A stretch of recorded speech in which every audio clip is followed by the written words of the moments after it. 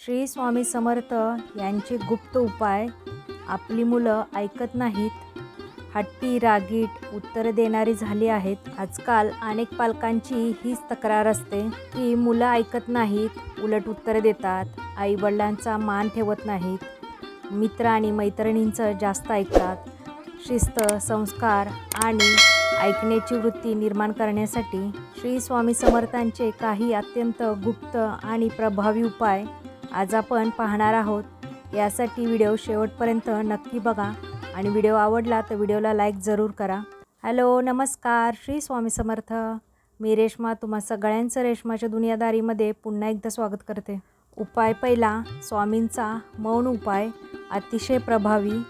जेव्हा मुलं खूप हट्टीपणा करतात, आपल्याला उलट उत्तर देतात, रागात बोलतात, त्या दिवशी मुलांवर ओरडू नका. शांत बसा. डोळे बंद करून मनात म्हणा, श्री स्वामी समर्थ, माझ्या मुलाच्या बुद्धीला योग्य ती दिशा द्या आणि 7 मिनिटं मौन करा. सलग 7 दिवस हा उपाय करा. हळूहळू मुलांच्या बोलण्यात नम्रता येईल. उपाय दुसरा, स्वामी समर्थ अक्षर उपाय.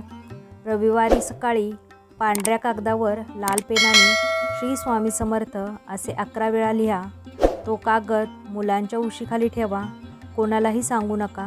परिणाम, मुलांचं मन शांत होतं, चिडचिड कमी होते. उपाय तिसरा, पाणी उपाय. आईसाठी विशेष. आईनेच हा उपाय करावा. सकाळी उठल्यावर एका तांब्यात पाणी घ्या. त्यावर आपला उजवा हात ठेवा.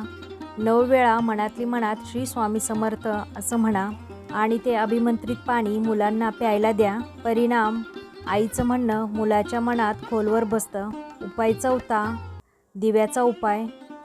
गुरुवारी संध्याकाळी पिवळ्या रंगाचा दिवा लावा. हळद किंवा पिवळी फुले अर्पण करा. हात जोडून म्हणा, श्री स्वामी समर्थ, माझ्या मुलाला योग्य ते संस्कार द्या. परिणाम, मुलांना चांगली संगत लाभते. उपाय पाचवा, झोपण्यापूर्वीचा मंत्र उपाय. मूल झोपल्यावर त्याच्या डोक्याजवळ बसून 11 वेळा मनात म्हणा, श्री स्वामी समर्थ आणि डोक्यावर हात ठेवा.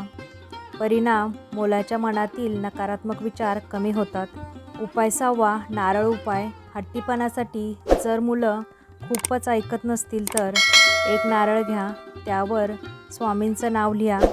स्वामींच्या फोटोसमोर ठेवा. 3 दिवसांनी तो नारळ वाहत्या पाण्यात सोडा. परिणाम, हट्टीपणा हळूहळू कमी होतो. उपाय सातवा, पालकांसाठी महत्त्वाचा नियम. स्वामी समर्थ सांगतात, मुलांवर रागावला की तुम्ही त्यांना शाप देऊ नका. तू काही कामाचाच नाहीस असे शब्द वापरू नका, कारण पालकांचे शब्द आशीर्वाद किंवा शाप बनतात. श्री स्वामी समर्थांचे वचन. श्रद्धा ठेवणाऱ्यांच्या घरातील अशांतता मी स्वतः दूर करतो. जर हे उपाय श्रद्धेने आणि सातत्याने केले तर मुलं ऐकायला लागतात, संस्कार वाढतात, घरात शांतता येते.